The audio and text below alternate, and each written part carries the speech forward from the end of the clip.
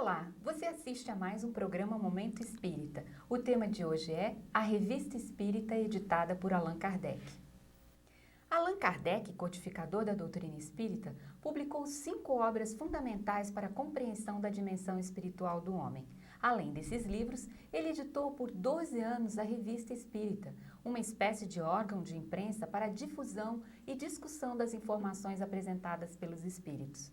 Para conversar conosco sobre a revista, está aqui o pesquisador e tradutor da revista, Evandro Noleto Bezerra. Evandro, seja bem-vindo ao nosso programa. Obrigado, Ana. Para abrir a nossa entrevista, eu quero que você diga para os nossos telespectadores como surgiu na ambiência de Kardec, né, nas ideias de Kardec, fazer a revista. Por que da revista?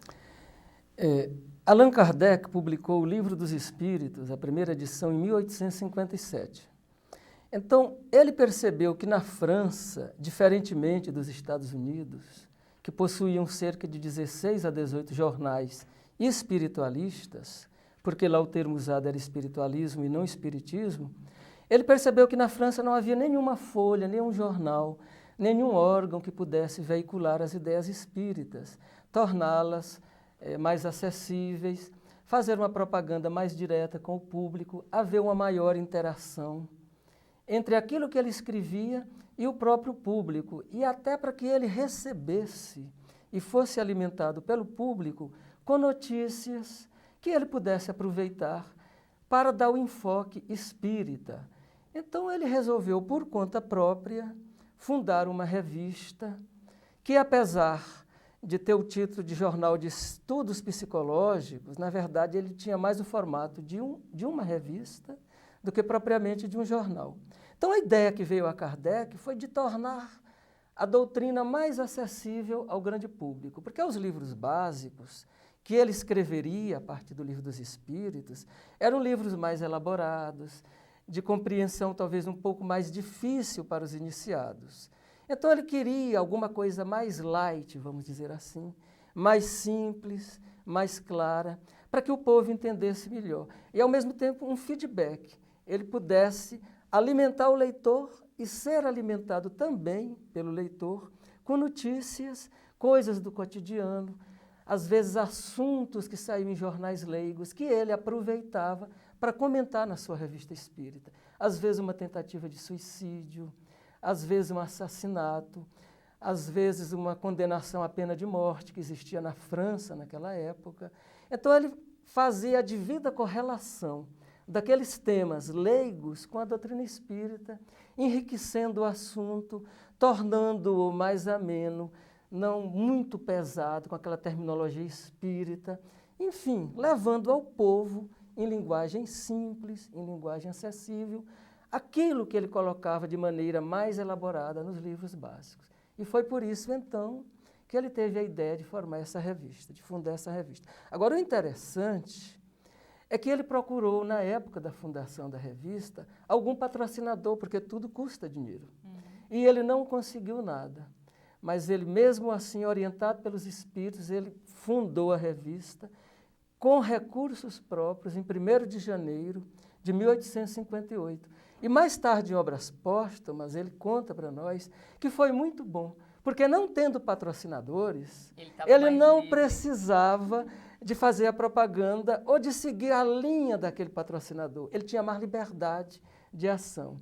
Então ele escrevia na revista aquilo que no entender dele era correto, sem ter que dar para ninguém nenhuma satisfação que não para sua própria consciência. Daí o êxito da revista. Mas assim, a impressão que nos passa é que a revista, assim, ela é meio desprestigiada dentro do universo das obras do Kardec. Assim, o que está na frente, né, o que se divulga mais, né, dentro do trabalho do Kardec, na codificação da doutrina, são as 5 principais obras, né? Mas ela não tem um conteúdo, assim, de peso? Certamente, e é lamentável que os espíritas, eu me refiro sobretudo aos espíritas, porque os não espíritas, geralmente, eles não conhecem nem as obras básicas. Mas os espíritas deviam ler a revista espírita, porque ela é uma verdadeira enciclopédia de espiritismo. Para você ter uma ideia, a nossa tradução ela tem cerca de 7.000 páginas. Então, é um acervo de ensinos, de conhecimentos, de consolos, de doutrina espírita que nós nem sempre vamos encontrar nas obras básicas. Nós temos que dividir as obras de Allan Kardec em 3. As chamadas básicas são aquelas principais, que é o Livro dos Espíritos, o Livro dos Médiuns, o Evangelho segundo o Espiritismo, a Gênese, o Céu e o Inferno. Nós podemos também dividir num segundo grupo aquelas que nós chamamos de complementares, que são obras póstumas, o que é o Espiritismo, e a Revista Espírita, estaria nesse bojo. E numa terceira, aquelas obras que nós chamaríamos de obras históricas, aquelas obras que Kardec fez no início, assim, para preparar o espírito do povo para a compreensão dessas maiores, que é a instrução prática das manifestações espíritas, o espiritismo na sua expressão mais simples e a viagem espírita em 1862, que são obras históricas, que têm o seu valor, mas que ficam mais afeitas ao espiritismo na sua historicidade, no seu início, no seu princípio. As obras básicas, de fato, são as principais, como o nome diz, como o nome indica. É ali que está tudo que os espíritos trouxeram do plano superior e que Allan Kardec coligiu, compilou, reuniu, agrupou em capítulos, codificou, que é a palavra que nós utilizamos. O que é codificar a doutrina? É pegar conhecimentos, respostas, assuntos, ideias esparsas, reuni-las num corpo de doutrina, dar uma ordem, um método e formar tudo aquilo que consta no Livro dos Espíritos e nos demais livros básicos da codificação. É verdade que a parte do material encontrado nestes livros da codificação, Kardec tirou do trabalho da edição da Revista Espírita? É verdade, inclusive Allan Kardec, no primeiro volume de 1858, ele diz que a Revista Espírita, aliás, isso está em obras póstumas também, ele diz que a Revista Espírita serviu para ele como um laboratório, uma espécie de laboratório, onde ele sondava a opinião dos homens e a impressão dos espíritos acerca dos assuntos que ele ventilava na Revista Espírita.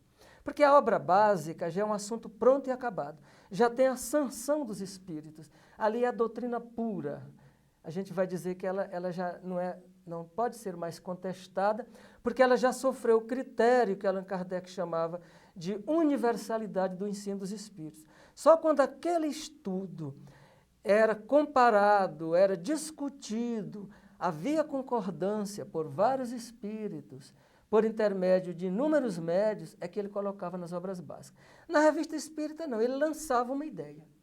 Ele esperava que os espíritos se pronunciassem sobre a veracidade, sobre a oportunidade, sobre a conveniência daquela ideia. E esperava também a reação do público.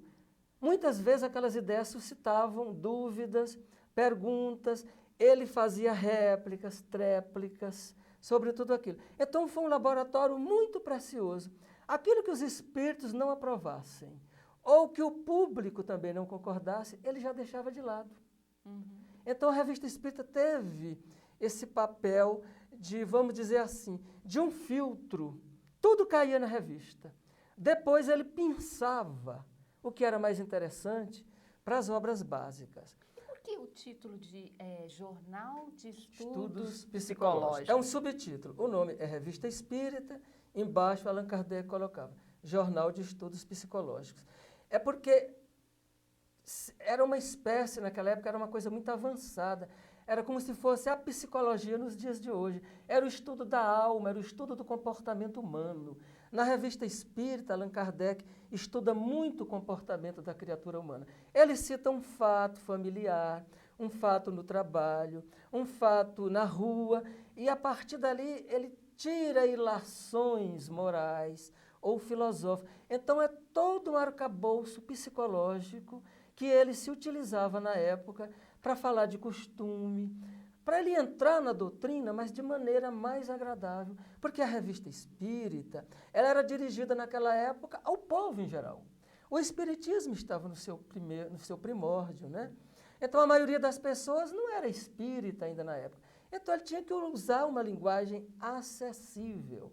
E ele se utilizava da revista e ela era um laboratório de psicologia para ele. Daí esse nome, esse subtítulo de Jornal de Estudos Psicológicos. E como é que ela se estruturava enquanto publicação? Ela parecia com o que a gente hoje conhece com que como... periodicidade, por Isso. exemplo. E eu vou te pedir para responder após o intervalo. Tá certo.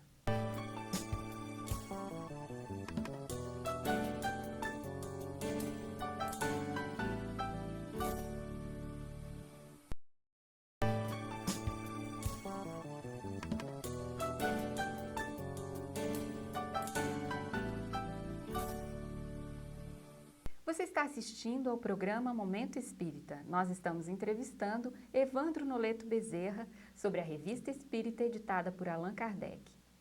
Evandro, como eu estava conversando com você no bloco anterior, como se estruturava a revista enquanto publicação? Parecida com o que a gente hoje conhece como revista, periodicidade, número de páginas, colunas, como é que era a Revista Espírita? A Revista Espírita, apesar do subtítulo de Jornal de Estudos Psicológicos, ela tinha o formato de um livro. Um livro de mais ou menos 23 por 15, mais ou menos assim, com cerca de 36 páginas, às vezes 32 páginas, que no fim do ano Allan Kardec reunia os 12 fascículos, fazia um índice geral, abrangendo os 12 fascículos, davam uma capa e oferecia à venda como um livro, no formato de um livro. Então ele saía todo mês, no início de cada mês. Era uma revista que continha assuntos diversos. Ela era dividida em comentários de comunicações dos espíritos. Allan Kardec, na Sociedade Espírita de Paris, ele recebia comunicações sobre os mais variados assuntos. E ele transcrevia essas comunicações. Muitas eram poesias até de artistas, de poetas famosos da época.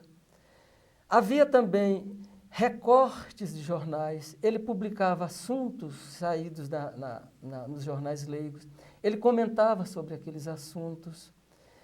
Ele dava também instruções sobre o movimento espírita, como os centros espíritas deviam funcionar, o que era adequado, o que não era adequado, como nós nos devíamos, até na própria imprensa espírita, como nós devíamos nos comportar, como devíamos falar ou não falar, evitando polêmicas estéreis.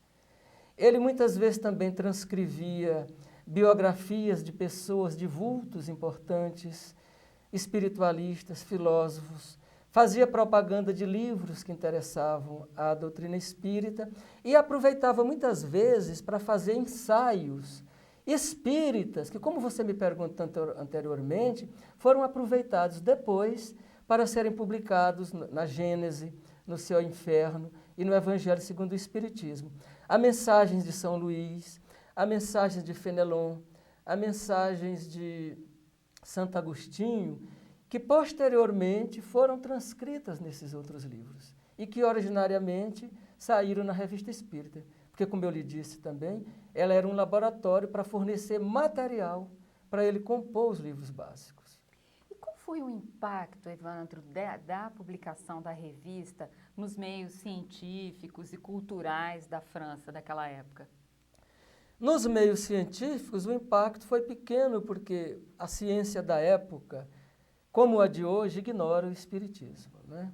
É uma ciência basicamente materialista, que faz abstração completa da existência da alma e, portanto, dos princípios da doutrina, como a reencarnação. Agora, nos meios, na mídia, ela foi muito importante, ela foi uma grande propaganda para o espiritismo. Muitas vezes, os jornais leigos publicavam artigos publicados na Revista Espírita, comentando. O espiritismo se popularizou através da Revista Espírita, muito mais do que através das obras básicas. ela era como se fosse um jornal com assinatura, as pessoas assinavam, recebiam mensalmente nas suas casas, era vendida também na sede da revista, na redação da revista. Então a repercussão foi muito grande, junto ao público leigo, junto aos meios literários da época também, porque poetas franceses como Alfred de Musset, por exemplo, como Lamartine, que era o suprassumo da literatura francesa, desencarnados, dando mensagens, poesias com métrica, com rima, que nada desmereciam daquilo que eles haviam escrito em vida, encantaram, mesmo os que não acreditavam. Então ela teve uma repercussão muito grande e um certo respeito, e também pela temática dela, eminentemente moral, pelas belezas morais que ela passava diante daquela imprensa tão materialista, tão preocupada em apenas vender, não é? E veiculando, às vezes, por força do patrocínio, matérias que muitas vezes não condiziam com a moral. E, assim, olhando o índice da revista, né, de uma maneira geral, nos 10 anos, quase 12 anos de existência dela, a gente observa que existiu uma prevalência dos artigos relacionados às questões fenomênicas. Por que essa preocupação do Allan Kardec com o fenômeno? Olha, traduzindo a Revista Espírita, eu não percebo que a parte fenomênica, eu não percebi, ela no cômputo, ela seja a metade da revista ou mais. Talvez no índice tenha vários títulos que sugira isso, mas são artigos menores que quando a gente vai ver o que eles ocuparam de página, eles talvez ocupem 1/3 só da revista.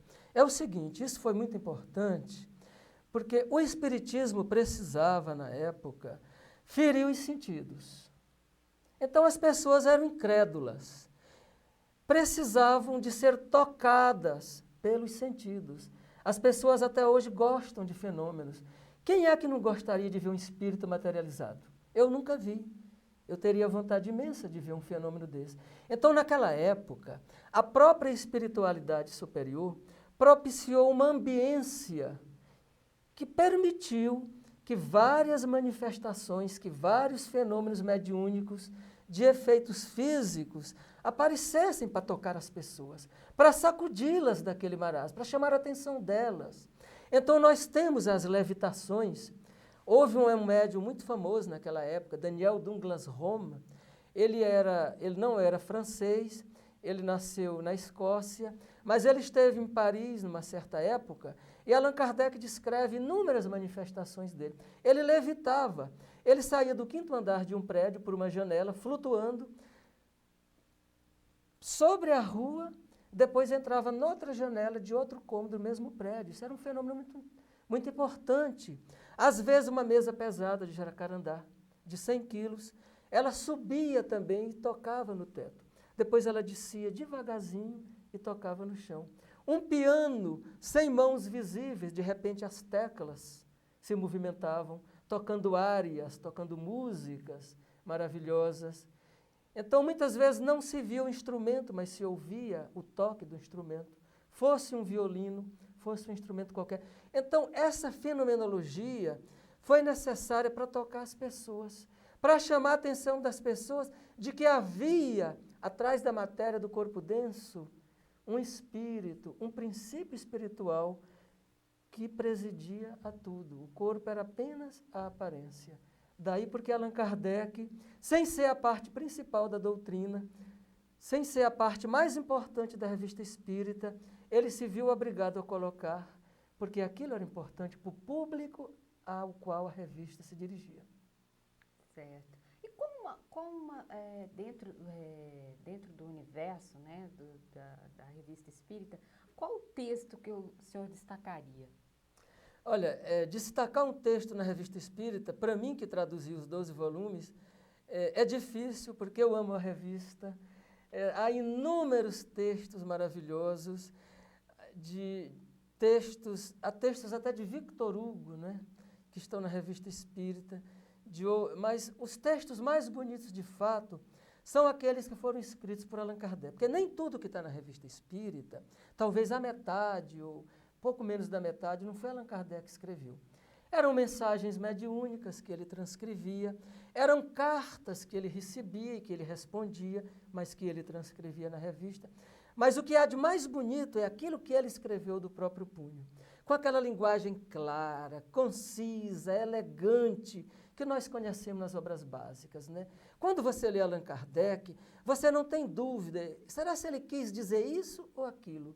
Porque fazia parte da técnica dele, preparado que foi na Suíça, na escola de Pestalozzi como pedagogo, preparado durante os 50 anos de sua vida, como professor na França, ele tinha muita autoridade para transmitir o seu pensamento de maneira clara, de maneira elegante. Então, tudo que Allan Kardec escreveu é bonito.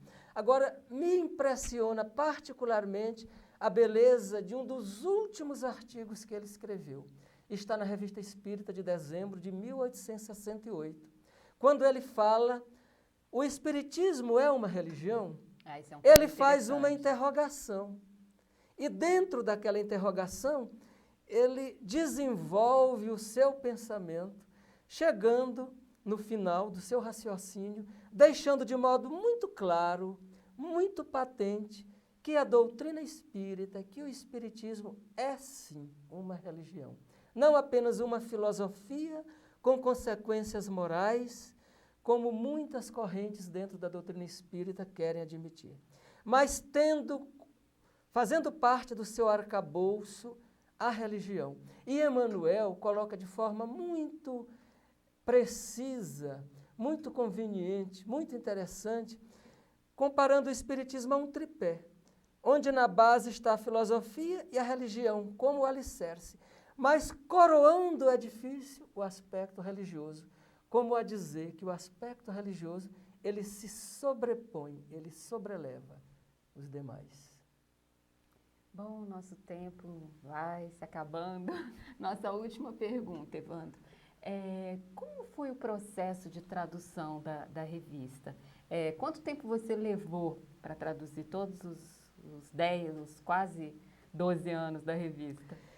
Traduzir uma obra é um trabalho muito desafiador. Quando eu tive a ideia de traduzir esta obra, conversando com o presidente da Federação Espírita Brasileira, o Nestor Mazotti, eu comentando com ele, mas Nestor, a nossa federação ainda não tem a revista espírita, esse acervo admirável deixado por Allan Kardec, nós que somos a maior editora de livros espíritas, não só do Brasil e do mundo, nós estamos devendo ao público espírita a tradução dessa obra. E ele imediatamente me apoiou e me deu apoio em todos os momentos dessa tradução até o dia de hoje.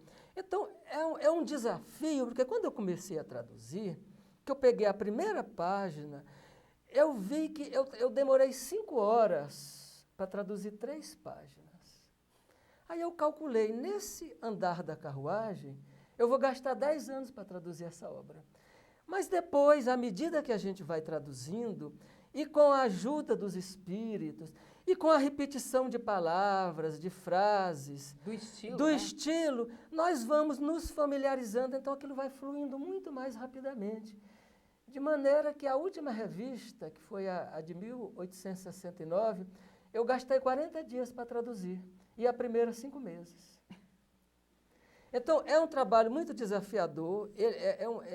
Nós temos que saber não apenas traduzir, saber a língua francesa, mas saber a nossa língua. Nós temos que ver que a Revista Espírita foi escrita há quase 150 anos e que há palavras e expressões da língua francesa que não encontram correspondência com a nossa. E, ao mesmo tempo, nós temos que ter fidelidade ao texto traduzido. Nós não podemos modificar o pensamento de Allan Kardec. Nós não podemos suprimir nem acrescentar. Então, daí é um jogo um tanto difícil de nós tentarmos conciliar tudo isso. O estilo fácil para que o público entenda, num português também bom, porque o leitor exigente, se o livro é mal traduzido, independentemente do seu conteúdo, ele vai abandonar. Então nós temos que conhecer bem a nossa língua, temos que conhecer bem a estrutura da língua e, principalmente no momento da tradução, nós temos que nos mergulharmos na psicosfera do momento. Então, quando eu traduzia a Revista Espírita, até porque eu conheço a ambiência toda em que Kardec viveu, quando ele falava rua tal, local tal, eu me via naquele local. Naquela época estava fazendo frio, eu via aquela bruma, eu não sou médium ostensivo, mas eu sentia a aproximação dos espíritos e me via naquele ambiente. Então isso me facilitava. Sem a ajuda dos espíritos, por mais que eu conhecesse a língua francesa e a língua portuguesa, o trabalho não teria sido levado a bom termo. Eu levei quase 4 anos para traduzir a Revista Espírita. Os últimos volumes dela serão lançados agora, dia 21, na Bienal do Rio de Janeiro, onde nós estaremos presentes para fazer uma noite de autógrafos. Ah, que bom. Evandro, muito obrigada pela sua presença no Momento Espírita. Eu é que tenho que agradecer, Ana, a oportunidade que você está nos dando de mostrar para os ouvintes, para os telespectadores, esse acervo admirável que é a Revista Espírita e que todo espírita, todo estudioso, e mesmo quem não é espírita, mas que quiser estudar o Espiritismo a fundo, deverá adquirir essa enciclopédia do Espiritismo, que é a Revista Espírita. Muito obrigado. Obrigada a você e nós convidamos você para o nosso próximo programa. Obrigada.